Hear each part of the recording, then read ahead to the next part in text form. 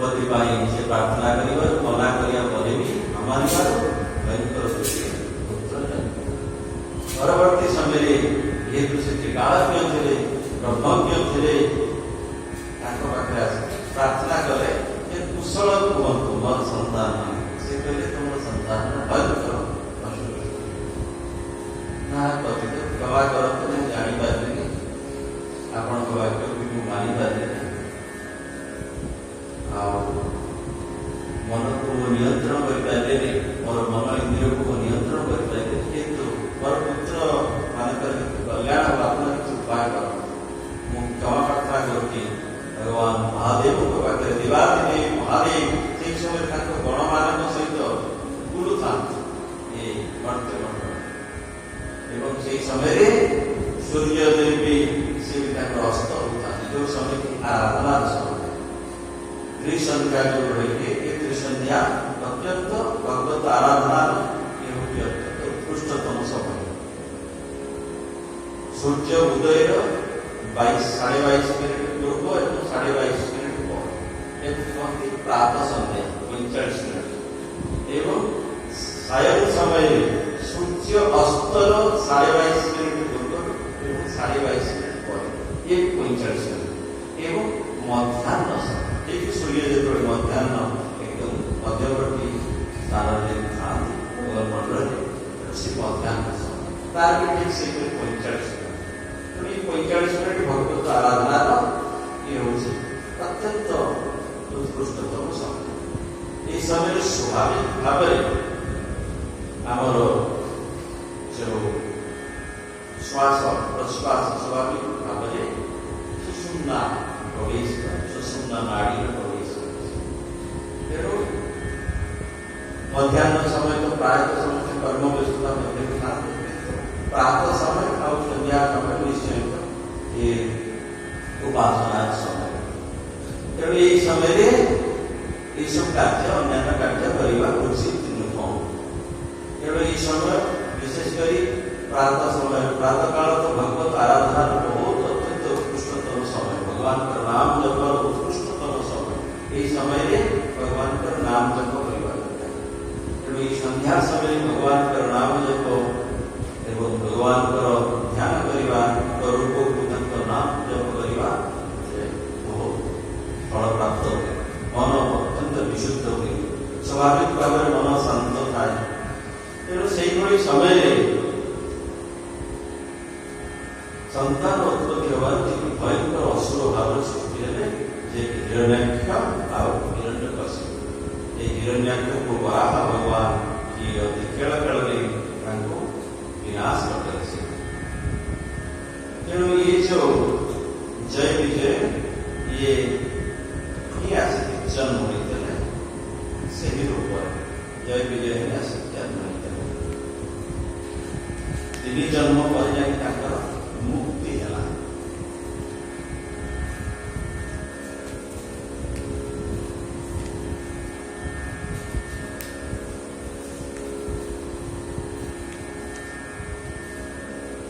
तेणु मनुकर जो थे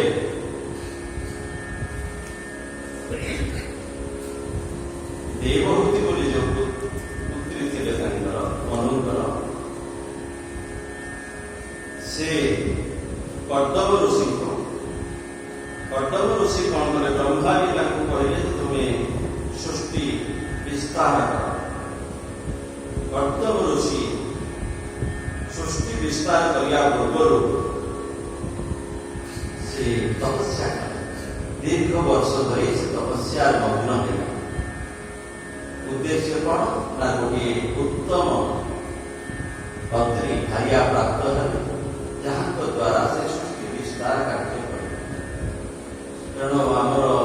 रामकृष्ण परमदेव कहते जे गृहस्थ हवा पूर्व गृहस्थ धर्म प्रवेश करने पूर्व से कहते यदि पणस काटिया पूर्व यदि हाथ में तेल लगेगा सोरिष तेल लगेगा कि कौन तेल लगेगा तार पणस अटा हाथ में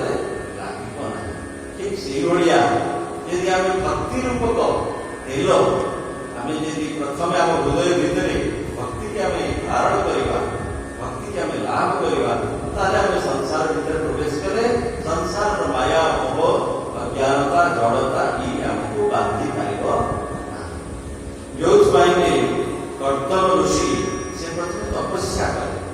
दीर्घ वर्ष तपस्या कले एवं तपस्या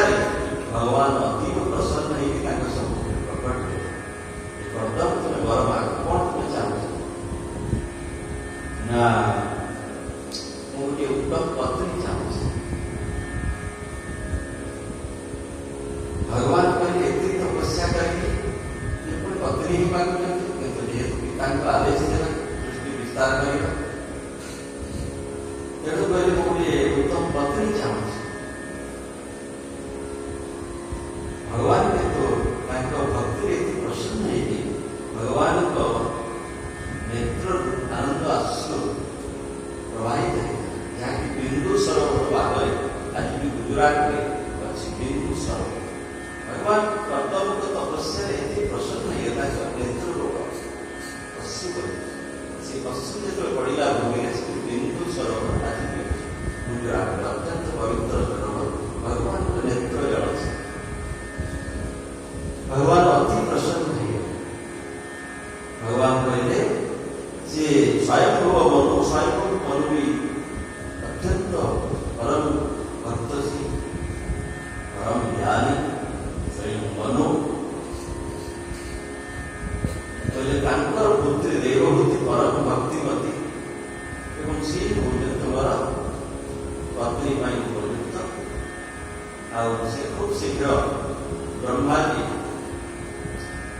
नहीं आसे पहुंचे पाखे स्वयं आसवे स्वयं मनु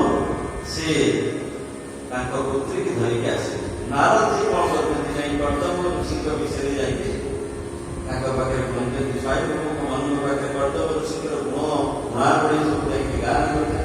तो गान पर स्वयं मनु पत्नी सतरूपा कन्या को धरिकी देवभूति की धरिकी कर्तव्य ऋषि को पाखे आसे एवं भगवान से भी क्या कहले ये देवभूति तुमको खूब शीघ्र तुम मनोवांछा पूर्ण हो उत्तम पत्नी तुमको प्राप्त है एवं ये सत्य भगवान का निज तरफ आगे वर प्रदान कर भगवान कहले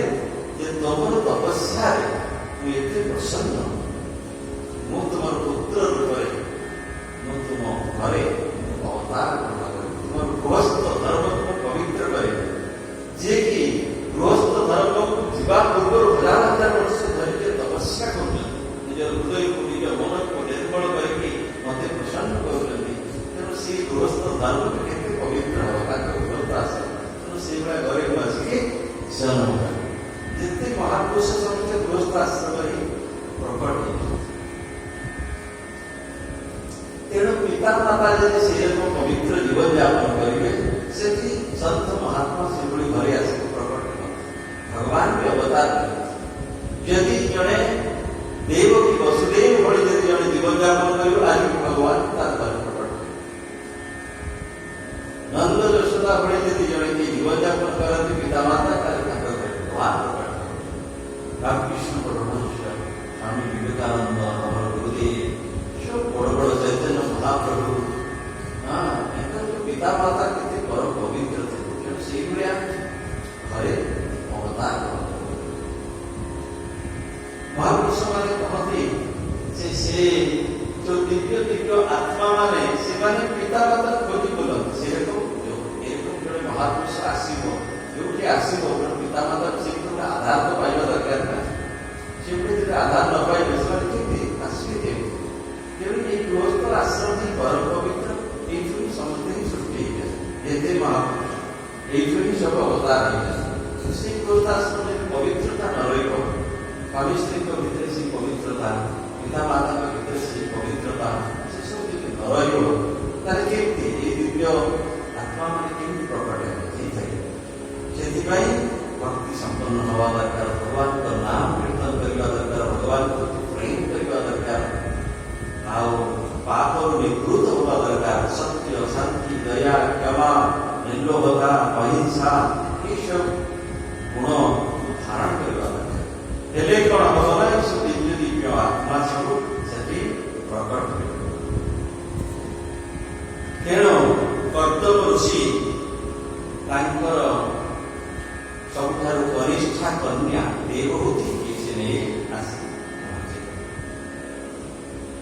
कर्तव्य ऋषि को आश्रम कर्दम ऋषि को भगवान से दर्शन नहीं सारी ये खूब शीघ्र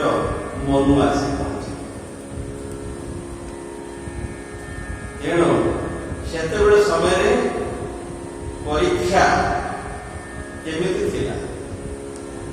से कौन कले ना तीनोटी आसन किछि दे स्वयंभुव मनु एवं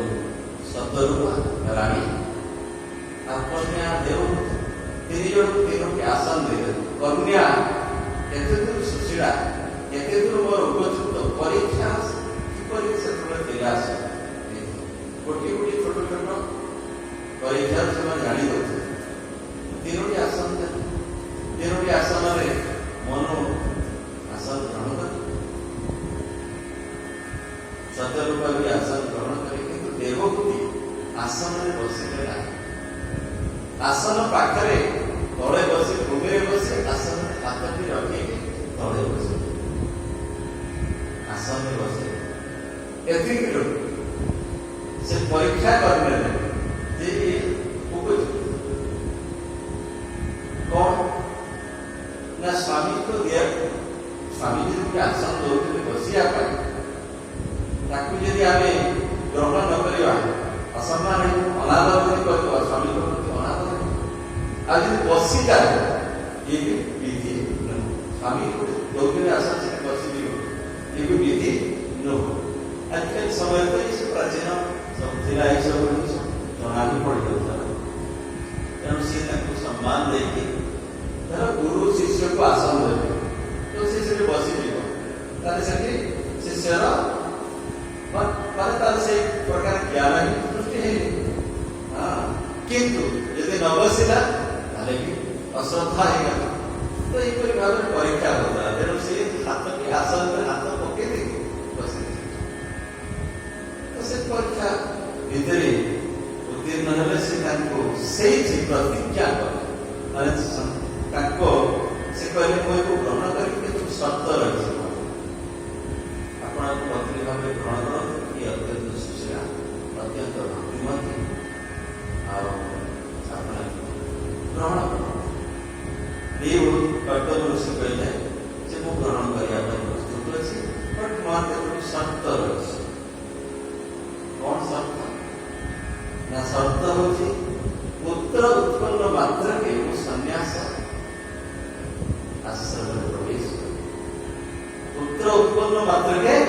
संन्यास आश्रम प्रवेश तो कर्तव्य देवभूति कहले प्रकृति मोर एक स्वामी जे कि संन्यास आश्रम को जहाँ एते प्रिय अर्थात त्याग ही जहाँ प्रिय भगवान को भजन करवा तपस्या करवा ये जहाँ प्रिय जितेंद्रिय जे मोर स्वामी जे जितेंद्रिय भोग जहाँ प्रिय नुह भोग के नियंत्रण कर जितेंद्रिय मन को वशीभूत कर इंद्रिय को वशीभूत कर दिव्य ज्ञान अधिकारी समस्त वेद वेदांत उपनिषद ये समस्त ज्ञान प्राप्त हो एक विद्वान एक ज्ञानी जितेंद्रिय सम धर्म तितिक्षा आदि समस्त गुणे जे भूषित और पति तेणु एक पति की पाइबा बहुत भाग्य रे ही मिले नहले प्राप्त हुए ये बहुत अत्यंत सौभाग्य मोर कौन से आपत्ति नहीं कर्तव्य ऋषि कहते पुत्र उत्पन्न मात्र के वो संन्यास आश्रम प्रवेश करे संन्यास गृह त्याग पत्नी पति तो अत्यंत ये गौरव एपड़ी पति विरक्त पति भगवान का जहाँ रहते अनुराग जगत पति जहाँ आसक्ति नहीं मोह नहीं तो मोर परम सौभाग्य विवाह हवा मात्र विवाह पर कर्तव्य ऋषि एते त्यागी थे संयमी थे समदम से दीक्षा परायण थे विवाह सरला पुणी तपस्या हजार हजार वर्ष एवं ये देवहूति ऋषि सेवा कर दिने देखे हठात दिने ध्यान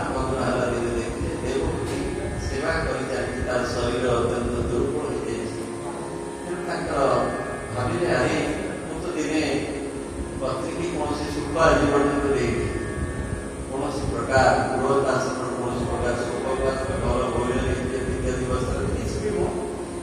कौन प्रकार सुख आनंद देनी हाथ जोड़ी योग माध्यम सब किसी प्राप्त हो पाए जहाँ भी संकल्प कर संगे संगे आस उपस्थित जे मोर यहाँ दरकार संगे संगे आस उपस्थित ये योगी थे तेणु से पत्नी की सेवा बहुत प्रसन्न है कहले हे प्रिय तुम्हें बहुत दिन धरी तपस्या व्रत रही तुम्हें मोर सेवा कर चलीच कौन तुम किसी कामना रही इच्छा रही किसी पाइबार इच्छा रही मो पाखे प्रकाश कर मत माग जहाँ मागे देखुती कहले हे स्वामी पतिदेव आपणकर सेवा करके अति प्रसन्न तेणु पत्नीर जो पति नारायण आगे सब परंपरा था कारण पातिव्रत धर्म स्त्री दुईटी धर्म गोटे हूँ सती गोटे हूँ साथी सती जी निजर स्वामी की भगवान रूप सेवा कर निजर स्वामी की भगवान रूप सेवा कर पति की नारायण रूप सेवा करके असंभव संभव कर गोटे जतिर जहाँ शक्ति गोटे शक्ति गोटे सन्यासी गोटे साधुर जहाँ शक्ति गोटे सतीर से शक्ति सती अनुसया ब्रह्मा विष्णु वंश परीक्षा करने आसिले 6 मासर शिशु करते खेलुंट दौड़ी दे 6 मासर शिशु करते शक्ति कौन बहुत शक्ति ना केवल निज पति की बहुत ज्ञान रे जे सेवा करती शक्ति से पाई पारती सांजे भी बोले नपाहु रात्रि नवरूपति स्वामी कुष्ठ रोग भयंकर कुष्ठ रोग हो से कांधरे नहीं जाऊे मांडव से तपस्या करते तपस्या समय राजा कौन कले ना किसी चोर मैंने गुप्त धन को नहीं आश्रम रखीदे तेणु राजा कर्मचारी भाई चोर मांडव से शुड़ी बसी से शुड़ी बसिकी सी समाविष्ट शुड़ी प्रवेश कर राति से शुड़ी बसता अब ये सांजे पति की नहीं कुष्ठ रोग सारा शरीर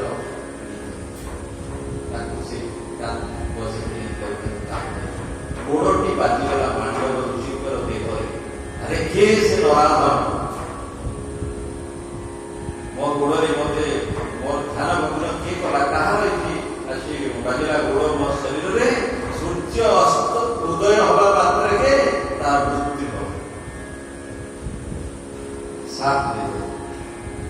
सांजे बोले अरे मो स्वामी मरी तो विधवा है पतिव्रता की शक्ति पति नारायण पति हूँ स्वयं भगवान परमेश्वर सी कहले यदि प्रकृत काय मन भाग्य मो स्वामी छड़ा कौन पर पुरुष केवल मन भीतर चिंता न करें कौन अन्य पुरुष प्रति मो भीतर आसक्ति न थाए मो मन भीतर पवित्र भाव थाए एकमात्र मो स्वामी ठारे मोर समस्त भाव प्रेम थाए अनुराग थाए यदि मो स्वामी को भगवान भाव प्रकृत यदि मो सेवा करें ये सूर्य उदय हो पारा नहीं गोटे पटे जति गोटे पटे सती जति कहले जे सूर्य उदय हवा मात्र के यार मृत्यु हो और सती कहला जे यदि प्रकृत रे मो पति की भगवान रूप रे यदि सेवा करि थाए भक्ति करि थाए ये सूर्य उदय हो पारिबो नाही सृष्टि हाहाकार होगा 7 दिन होगा 7 दिन सूर्य उदय हो पारेनी समस्त सृष्टि ध्वंस हो ब्रह्मा जी समस्ते देवता मान भाड़े भी पड़ेगा कौन करवा ये पतिव्रता नारी ता वाक्य तो अटल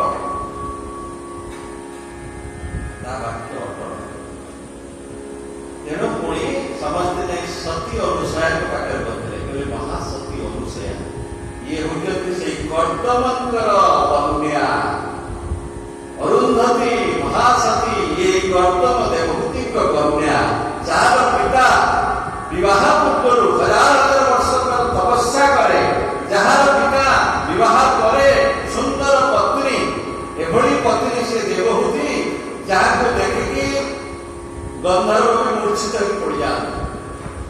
एभली सुंदर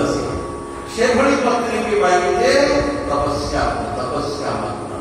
कौन सी आसक्ति एभली पिता एभली कन्या जन्म है समस्त महासती जो कर्तव्य पर जो कन्या जन्म है समस्त एक आरेक महासती अरुंधति अनुसया महाकन्या पुणी कपिल भगवान निजे अवतार जहाँ पिता कर्तव्य और देवभूति भगवान आसे जन्म कर्तव्य देवभूति पिता माता जाना भगवान आसे अवतार ग्रहण कर जो सती महासती अनुसाय के पाखे समझते नहीं पहुंचे माँ अपना किसी उपाय रास्ता अनुसया पहले सृष्टि रक्षा केवल आप उपाय आप महासती आप कहे सांडेली किसी हुए तो आप रखी रास्ता अनुसाय को पाखे प्रार्थना करे अनुसाय जाके पहुंचे सृष्टि तो जहाँ रक्षा करिया पड़ो रास्ता किसी नहीं सूर्य जो उदय न हो सृष्टि ध्वंस यहाँ सांडेली की जाए बुझे प्रणाम करे महाशक्ति देख सृष्टि ध्वंस अरे माँ मुझे कौन कर मोर स्वामी तो मरी मो स्वामी जब मरीजे तारे मो पतिव्रता धर्म प्रणाम कारण देवता माने ब्रह्मा जी समस्त जाए कहले पति अनुसाय स्वामी गोटे गाई तार जो सिंगरे यदि आम गोटे सोरिष रखा पड़िया जी समय लगे भूमि सोरिष रखते पड़ा के समय लगे से समय स्वामी मरगले कुष्ठ रोग शरीर कुष्ठ रोग दिव्य शरीर बढ़िया शरीर धारण करके नुआ शरीर पाए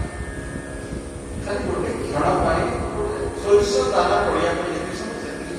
स्वामी मरगले उदय हो अनुसार रखिले सूर्यदेव को जो फेरी ने जो प्रतिज्ञा सूर्य उदय होने फेरी ने सूर्यदेव अपना उदय उदय हवा मात्र ऋषि वाक्य मांडव ऋषि वाक्य ग्रहण है गोटे क्षण मैंने सोरिष पड़ा समय से मरीगले संगे संगे बढ़िया शरीर कुष्ठ रोगग्रस्त शरीर पूरा एकदम कुष्ठ रोगग्रस्त बढ़िया शरीर सुंदर शरीर एकदम बढ़िया सुंदर शरीर धारण करके से जीवन पाए नारी का दुर्गी था कौन सती साथी साथी कौन स्वयं भगवान पति रूपे वर्ण गोटे हूँ पति परमेश्वर रूप में वर्ण करे पति भीतर परमेश्वर को देखिए सेवा करे ये मो प्रभु ये मो भगवान गोटे नारी स्वामी के भगवान भाव में सेवा कर भगवत दर्शन हो स्वामी भीतर भगवत दर्शन आ गोटे कौन स्वयं भगवान को स्वामी रूप में देखा नारी को दुईटी धर्म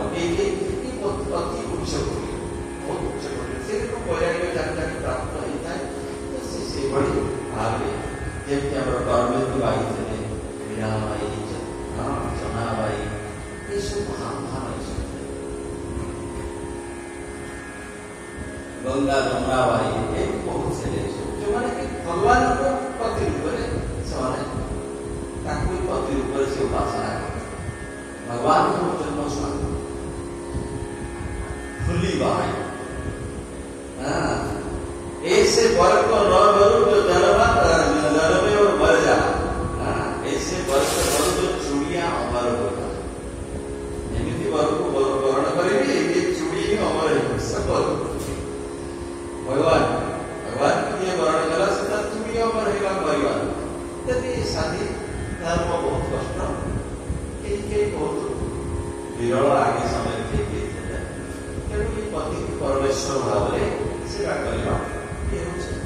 कली युग तो ये साथी मार्ग से जार वैराग्य रही मार्ग को आश्रय ग्रहण तपस्वी नहीं होती सन्यासी नहीं होती तभी कली युग निज स्वामी को परमेश्वर भाव में भाविक सेवा करेगा उपयुक्त तेणु से कर्दम ऋषि से तपस्या कर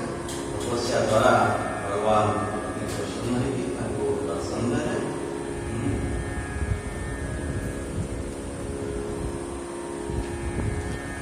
हाँ एठी से कर्दम ऋषि कौन है ना दिने जो देखिले देवभूति अति दुर्बल हो जाती एवं तांको से आनंद प्रदान करिया पाई गोटे दिव्य विमान से सृष्टि करे जोग महायोगी थे बहुत बड़ गोटे विमान से विमान भितर तार भीतर सब अच्छे उद्यान अच्छे एते बड़ विशाल विमान जमी आम ये पानी जहाज भीतर रोड सब भीतर रही से उद्यान रही बगीचा रही सब रही विशाल विमान से रसदासी रही जलाशय का भीतर भी रही स्नान करने सब प्रकार दिव्य विमान सृष्टि कले सृष्टि करके देवभूमि को आनंद प्रदान करने सुंदर सुंदर खाद्य पदार्थ इत्यादि इत्यादि सब तारे सब प्रकार व्यवस्था तारे सब तारे पाखर देवभूति की प्रार्थना कले कौन तुम इच्छा ना आप जो पूर्व जो शर्त रखी थे पुत्र उत्पन्न हवा मात्रा की संन्यास धर्म ग्रहण करी तेणु से पुत्र संतान प्राप्ति है ना मोर इच्छा पाखर कन्या जन्म ग्रहण पाखर कन्या माने जन्म ग्रहण कले जन्म हवा परे से कन्या माने से चाहिए मु जीवी सन्यास ने किंतु से कहते पुत्र हवा पर सन्यास ने तेणु पुत्र जे पर्यंत हो न थाए से कहले कन्या मानकर विवाह तो विवाह होनी तेणु मु विवाह को खोजिकी मैं विवाह करी तेणु आपण ये कन्या मानकर विवाह कार्य को संपन्न कर सारा पुत्र उत्पन्न पर आपण संन्यास ग्रहण कर